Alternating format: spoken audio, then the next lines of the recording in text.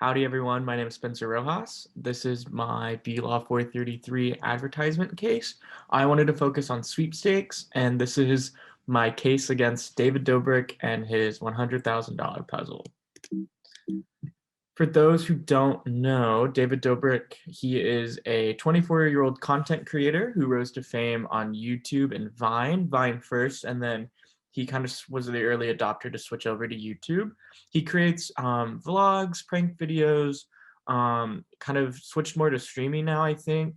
I was kind of a fan of his back in like 2016 and kind of outgrew that, but I kind of call him like YouTube's golden boy and their cash cow. He has partners with Nickelodeon, a bunch of different brands. He racks in millions of views all over his platforms. And so they've really cashed in on ignoring all the bad things he's done and kind of forgotten about everything. But his audience, 19 million on YouTube, 24 million on TikTok, and a combined total of 40 million, which includes Facebook, Instagram, Twitter, and Twitch.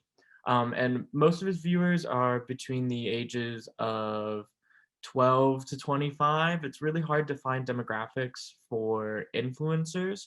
But I would say a majority of his audience is younger, and a majority of them are probably under the age of 18. It's kind of hard to find stats like that because you have to be 13 to be on YouTube or like TikTok, but I think a lot of people lie about their age. So what he's kind of in hot water was his $100,000 puzzle. So back in 2020, David Dobrik launched this giveaway to sell to people, and it was a way for him to give away money. This philanthropic kind of idea is really popular among influencers right now. So the puzzles are $30 each, and the prizes can range from 25 cents to $100,000. There was certain limits, and I believe that he was only going to spend $251,000 when all said and done, but you could win anywhere from 25 cents to $100,000. How it works is you buy the puzzle, complete the puzzle, scan the QR code that it creates, and see if you win or not. This kind of gamified gambling to promote to his young fans. And essentially, this puzzle is the lottery ticket. So let's say I go out and buy a scratch-off ticket. I go pay $2 for a scratch-off ticket, play whatever scratch-off game I have, and hey, I won 20 bucks. Cool. The gambling ticket, the scratch-off ticket is the puzzle. You go out and spend $30 on a puzzle, play the game, put the puzzle together, and then scan the code to see if you win. So it's really kind of a gray area because it's not gambling per se, but it kind of promotes gambling habits. And an important thing to note was that David also has this enter via mail, which you could send in a 3x5 postcard with a bunch of details.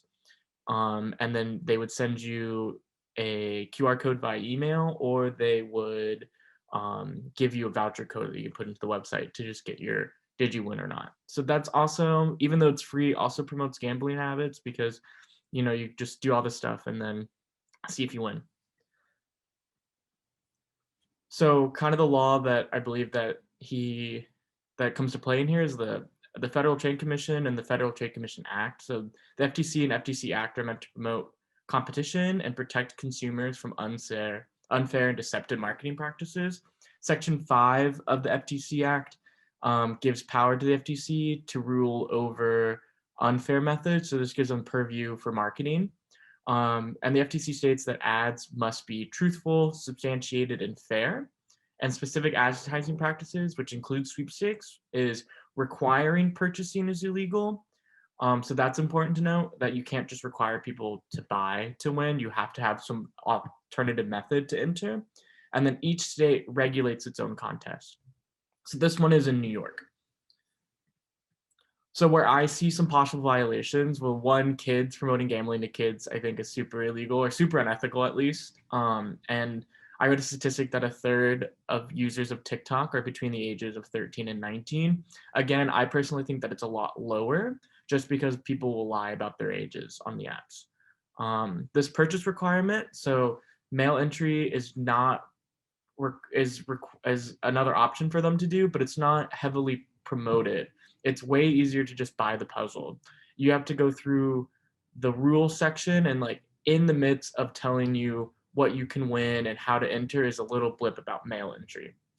And I think kind of the more important thing, this New York sweepstakes law, again, kind of a base for all laws that there cannot be a purchase requirement. But what New York says is that the other entry method cannot be a hassle. It cannot be more of a burden to enter via mail than it is to buy the puzzle. And so this is where I think he can get into a little bit of trouble because you have to send in a 3x5 postcard with your name, email address, mailing address, and bank info for them to put in the money if you win. And you have to mail that off to Brooklyn. So I believe that if they were going to get in trouble, besides the whole promoting to kids, this is where they can kind of be fine tuned. And I believe that I think states need to put in either a promotion clause where they have to maybe not equally promote the other entry, but also promote the other entry to people so they can avoid kind of gray areas like this. But that's my presentation on the ad. I hope you enjoyed it. Sorry I'm not in class to present it in person, but I appreciate the time. Thank you.